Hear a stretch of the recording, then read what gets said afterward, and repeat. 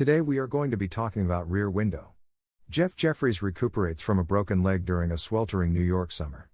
As a successful photographer, he's known for taking difficult pictures no one else can get, including the one of an out-of-control race car which smashed his camera and broke his leg an instant after it was snapped. Jeffries lives in a small apartment, and spends his time in a wheelchair looking out the rear window into the courtyard of the building. He can also see into the lives of all his neighbors, catching glimpses of their daily routines. It's the sort of thing only an invalid might do, watching them eat, clean, sleep and argue. There's the girl who exercises in her underwear, the married couple who sleep on their small balcony to beat the heat, the struggling songwriter working at his piano, and there's the salesman who lives across the courtyard from Jeffries, the one with the nagging bedridden wife. They seem to fight all too often. Every day a therapist comes to visit Jeff, dispensing her mature wisdom and berating him for sitting there all day spying on his neighbors. Stella tells him she can smell trouble coming. He should get his mind off his neighbors and think about marrying that beautiful girlfriend of his. Jeff replies that he's not ready for marriage. Sure, she's a wonderful girl, but she's also a rich, successful socialite, and Jeff lives the life of a war correspondent, always on the go, usually living out his suitcase and often in an unpleasant environment. It's not the life he wants to offer her. Well, says Stella, that girl is packed with love for you right down to her fingertips. That girl arrives shortly after Stella leaves.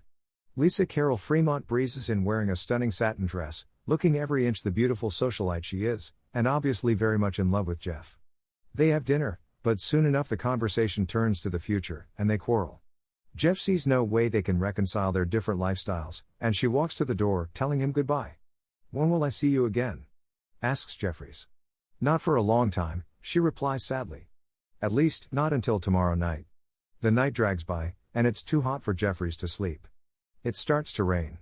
He dozes in his wheelchair by the window, but notices activity across the yard. The salesman goes out carrying his heavy silver sample case, and Jeffries looks at his watch. It's 1:55 a.m. The blinds in the bedroom are drawn, so Jeffries can't see the wife. Later at 2:35 a.m., the salesman returns, lifting the case easily, as if it were empty. A minute later, he once more goes out in the rain in the middle of the night, lugging the heavy case, but coming home with it lighter. Intrigued, Jeffries wonders what the salesman is doing, but he finally dozes off around daybreak. At daybreak, the salesman is seen leaving his apartment with a woman wearing all black clothing whose face we cannot see. However, Jeffries is fast asleep and does not notice the salesman and the mysterious woman leave. Discussing the incident with Stella, and then later with Lisa, they all begin to watch the salesman. With the blinds now open, they can see that the wife is gone. Jeffries pulls out his binoculars, and then a large telephoto lens to get a better look. Jeffries watches as the salesman goes into the kitchen and cleans a large knife and saw. Later, he ties a large packing crate with heavy rope, and has moving men come and haul the crate away. Stella runs around the front of the building to catch the name of the moving company, but misses the truck. By now they're all thinking the same thing: there's foul play going on, and the missing wife has been murdered by the salesman. They check his name on the front of the building, Lars Torvald. Jeffries calls in an old army buddy, Thomas J. Doyle, who's now a police detective, and explains the situation to him. Naturally he doesn't believe a word of it, and tells Jeffries to stick to photography. That evening, after further checking, the detective finds that Mrs. Torvald is in the country, has sent a postcard to her husband, and the packing crate they had seen was full of her clothes. Chastened, they all admit to being a little ghoulish, even disappointed when they find out there wasn't a murder after all. Jeffries and Lisa settle down for an evening alone, but soon a scream pierces the courtyard. One of the neighbors had a little dog they would let roam around the yard, and now it's dead with its neck broken. It had been digging in Torvald's small flower garden. All of the neighbors rush to their windows to see what's happened, except for one.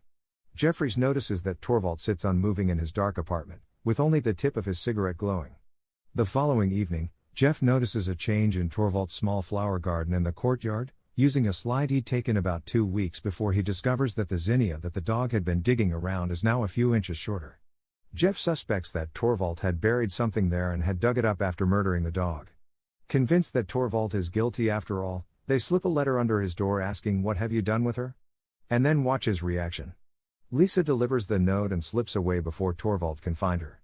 When she returns to the apartment, excited, Jeff has a look of excitement on his face as well, realizing that Lisa is a courageous woman who likely could accompany him in his adventurous life. Calling Torvald's apartment, Jeffries tells Torvald to meet him at a bar down the street, as a pretext to get him out of the apartment.